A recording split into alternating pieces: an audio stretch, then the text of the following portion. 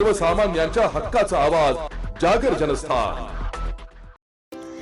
महाराष्ट्र राज्य वीज तांत्रिक कामगार संघटनेचे 28वे महाअधिवेशन आज नाशिकमध्ये मधुरम बँक्वेट हॉल येथे मोठ्या उत्साहाच्या वातावरणात पार पडले। या अधिवेशनाला महाराष्ट्रातून संघटनेचे पदाधिकारी व कर्मचारी मोठ्या संख्येने उपस्थित होते। मानव संसाधन महावितरण संचालक राजेंद्र पवार, संघटनेचे सरचिटणीस सय्यद जहीरुद्दीन यांची प्रमुख उपस्थिती होती, तर कार्यक्रमाच्या अध्यक्षस्थानी भाऊसाहेब भाकरे होते। महाराष्ट्र राज्य वीज तांत्रिक कामगार संघटनेचे 28वे महाअधिवेशन आज नाशिकमध्ये मधुरम बँक्वेट हॉल येथे मोठ्या उत्साहाच्या वातावरणात पार पडले।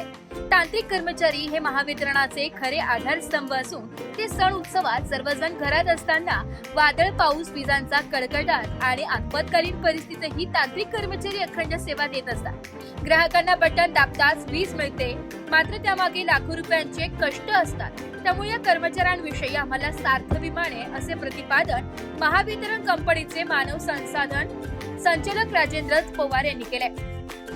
राजेंद्र पवार यांनी सुरक्षेला सर्वोच्च प्राधान्य, प्रशिक्षण व सुरक्षा विभागाच्या माध्यमातून कर्मचाऱ्यांसाठी विविध प्रशिक्षण कार्यक्रम राबवण्यात येत असल्याची माहिती यावेळी देण्यात आली आहे। साहित्य, सुरक्षा साधने आणि उपकरणे खरेदीची प्रक्रिया पूर्ण झाली असून मे अखेरपर्यंत बहुतांश जिल्ह्यांमध्ये साहित्य पोहोचणार असल्याचं सांगण्यात आलंय। महावितरणातर्फे सुरक्षा सप्ताह, वीज सुरक्षा जनजागृती अभियान आणि विद्यार्थी सहभाग कार्यक्रमही राबवण्यात येत आहे। यंदा 21 लाख विद्यार्थ्यांपर्यंत वीज सुरक्षा, वीज बचत आणि वीज बिल भरण्याबाबत जनजागृती पोहोचविण्याचे उद्दिष्ट असल्याचं पवार यांनी सांगितलं। ऊर्जा बचत आणि स्वच्छ ऊर्जेला चालना देण्यासाठी महावितरणाने इलेक्ट्रिक वाहनांचा वापर सुरू केल्याची माहिती देण्यात आली। कर्मचाऱ्यांना सोलर प्रकल्पांसाठी व्याजमुक्त आर्थिक सहाय्य देण्यात येत असून कृषी सौर वाहिनी योजनेअंतर्गत मोठ्या प्रमाणावर सौर प्रकल्प उभारले जात असल्याचं सांगण्यात आलंय। महावितरणाच्या पुनर्रचना प्रक्रियेबाबत कर्मचाऱ्यांच्या मनातील संभ्रम दूर करताना पवार यांनी स्पष्ट केलंय की महावितरणाचे खासगीकरण होणार नाही। कृषी आणि बिगर कृषी विभागांची आर्थिक पुनर्रचना केली जात असली तरी कंपनी कर्मचाऱ्यांचीच राहणार आहे। भविष्यात कर्मचाऱ्यांना कंपनीत सहभाग आणि मालकी हक्क देण्याचाही विचार सुरू असल्याचं त्यांनी सांगितलंय। तांत्रिक आणि व्यापारी नुकसान कमी करून 100% वसुली साध्य करण्यासाठी सर्वांनी एकत्रितपणे काम करण्याचे आवाहन त्यांनी केलंय। यावेळी महावितरण वीज तांत्रिक कामगारांच्या अधिवेशनात बोलताना संघटनेच्या पदाधिकारी वक्त्यांनी संघटनेची एकजूट, कर्मचाऱ्यांच्या सुरक्षेचे महत्त्व आणि भविष्यातील आव्हानांना सामोरे जाण्याची तयारी यावर भर दिलाय। संघटनेच्या माध्यमातून कर्मचाऱ्यांच्या प्रश्नांवर सातत्याने पाठपुरावा सुरू असून आणि प्रश्न मार्गी लागतील असा विश्वास त्यांनी व्यक्त केलाय। आगामी कुंभमेळ्याच्या पार्श्वभूमीवर महावितरणासमोर मोठी आव्हाने उभी राहणार असल्याचं त्यांनी नमूद केलंय। बदलत्या पॉवर सेक्टरमध्ये भविष्यात स्पर्धा वाढू शकते, त्यामुळे कर्मचाऱ्यांनी स्वतःला अधिक सक्षम आणि अद्ययावत ठेवण्याची गरज असल्याचं त्यांनी सांगितलंय। यावेळी विविध ठराव मंजूर करण्यात आला। यावेळी अपारंपरिक ऊर्जा मंत्री अतुल सावे, ऊर्जा राज्यमंत्री मेघना साकोरे बोर्डीकर, विश्वास पाठक यांची ऑनलाईन भाषणं झाली आहे। सूत्रसंचालन प्रिया जैन, संदीप पानसगे यांनी केलंय, तर आभार प्रदर्शन चंद्रकांत अहिरे यांनी केलंय। जागर जनस्थानसाठी प्रतिनिधी संदीप नवसे, नाशिक। आज आपल्या ऐतिहासिक कुंभनगरी नाशिक या ठिकाणी संघटनेचं सुद्धा यशस्वी असं ऐतिहासिक अधिवेशन या ठिकाणी पार पडलं। एवढ्या कडक उन्हाळ्यामध्ये सुद्धा महाराष्ट्रभरातून जे सभासद बंधू भगिनी पदाधिकारी या अधिवेशनासाठी उपस्थित राहिले आणि नाशिककरांनी सुद्धा अतिशय प्रेमपूर्वक आणि नियोजनबद्ध असं अधिवेशन या ठिकाणी घेतलं। जे जे सभासद या अधिवेशनासाठी आले त्यांचं आभार मानतो आणि नाशिककरांनी जे काही चोख नियोजन या ठिकाणी केलंय त्यांनाही दाद देवी तेवढी कमीच आहे। भविष्यातही मी म्हणतो हा कुंभमेळ्याची सुरुवातच आपल्या अधिवेशनपासून झाली, नंतर तो कुंभमेळा होईल असं या ठिकाणी सांगून आजचं सक्सेस अधिवेशन झालं, त्याबद्दल सर्वांना धन्यवाद। महाराष्ट्र राज्य वीज तांत्रिक कामगार संघटनेचा कुंभनगरी नाशिक येथे आज 28वे महाअधिवेशन थाटात पार पडले।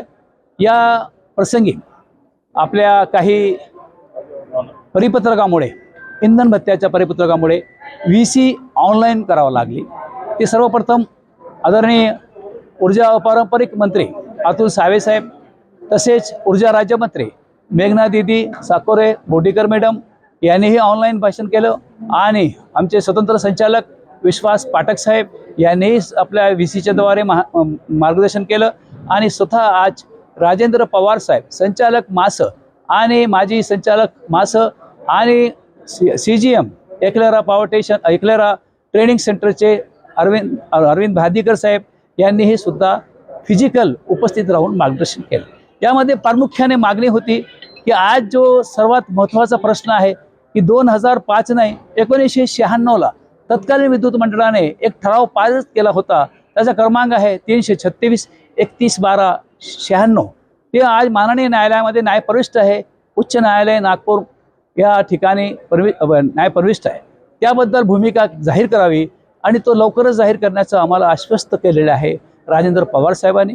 दुसरं जे महत्त्वाचं होतं की बाबा दिवाळी संपली, 5 महिन्याचा कालावधी ओलांडला आहे, तरी आम्हाला सानुग्रह अनुदान नाही. आम्हाला आश्वस्त केलं होतं की 18,000 कोटीपर्यंतची तुम्ही महसूल वसुली करा आणि 1800 कोटीची महसूल वसुली ऑलरेडी झालेली आहे. तेही आम्ही मान्य राजेंद्र पवार साहेब यांना आग्रह केला की आपण स्वतःहून पुढाकार घ्या आणि 1,20,000 कर्मचाऱ्यांना जी मागील वर्षी 24 आणि 25ला 19,000 रुपये दिलं होतं, यावेळेस जे काही आहे रक्कम ती जाहीर करावी हे एक दिली. सुरक्षा साधनेबाबतच्या बाबत आहे, अनामली कमिटीच्या बाबत तातडीने मिटिंग लावण्याचे त्यांनी सांगितलं आणि लाईनमॅन डे असेल, महिला डे असेल, इतर जे काही गुणवंत कामगार असेल, अनेक अशी समस्या आहे.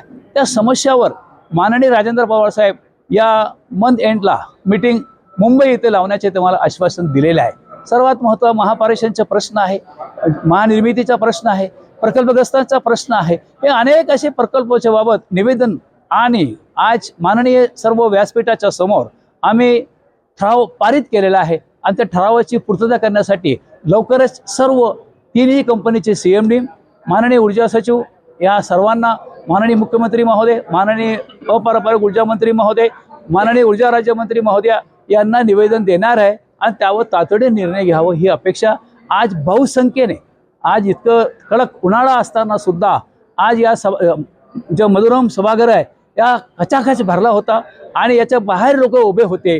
हे सुद्धा आजचं अधिवेशनचं एक क्षण चित्र असं झालं की व्यवस्थित झालं की एक निश्चित बाहेर आपलं ध्वजारोहण झालं. याने अनेक सिस्टमॅटिक असं या नाशिककरांनी अधिवेशनाची तयारी केली आणि तो लोकेशनसह झेंडे लावणे हे करणे हे नाशिककरांना धन्यवाद देतो. भविष्यामध्ये आता 14 तारखेला केंद्रीय कार्यकारिणीची बैठक आहे. या बैठकीमध्ये संघटनेचं भवितव्य याबाबत निर्णय होणार आहे छत्रपती संभाजीनगरला. आता पुढे आमचे अध्यक्ष महोदय बोलतील. भाऊसाहेब, आज नाशिक नगरीमध्ये महाराष्ट्र राज्य वीज तांत्रिक कामगार संघटनेचं हे 28वं महाअधिवेशन इथं संपन्न होत आहे. त्यासाठी महावितरणतर्फे खूप शुभेच्छा मी देत आहोत आणि ह्या कार्यक्रमासाठी, ह्या अधिवेशनासाठी महाराष्ट्र राज्यातून महानिर्मिती, महावितरण आणि महापारेषण ह्या तिन्ही कंपन्यांचे हजाराच्या वर सभासद इथे आलेत. इथं त्यांच्या ज्या काही अडीअडचणी असतात त्याबद्दल महत्त्वाचे ठराव झाले आणि त्या महत्त्वाच्या ठरावावरती तिन्ही कंपन्या आम्ही ज्या आहेत त्याच्यावर सकारात्मक विचार करू आणि त्यांचे प्रश्न निश्चित सोडू. कारण महावितरण कंपनीमध्ये तांत्रिक कर्मचारी हा आमचा मुख्य कणा आहे आणि त्या आधारावरच आमच्या कंपनीची प्रगती अवलंबून असते. ग्राहकांना चांगली सेवा देणे आणि वीज पुरवठा अखंडित ठेवणे, नवीन वीज कनेक्शन वेळेवर देणे, अचूक वीज बिल देणे, ह्या सर्व जबाबदारीची कामं ही आमची तांत्रिक मंडळी करत असतात आणि त्यांचं जे काही प्रगती पुस्तक आहे ते रोजच्या रोज बदलत असतं. तर त्यासाठी त्यांना त्यांचे सुरक्षा साधनं पुरवणं, त्यांच्या आरोग्याची काळजी घेणं, ह्या सगळ्या महत्त्वाच्या गोष्टी आहेत ह्या आमच्या कंपनीमार्फत केल्या जात असतात. तर ह्या अधिवेशनानिमित्त पुन्हा एकदा मी ह्या तांत्रिक कर्मचारी संघटनेच्या सर्व कर्मचाऱ्यांना, सभासदांना शुभेच्छा देतो. थँक्यू.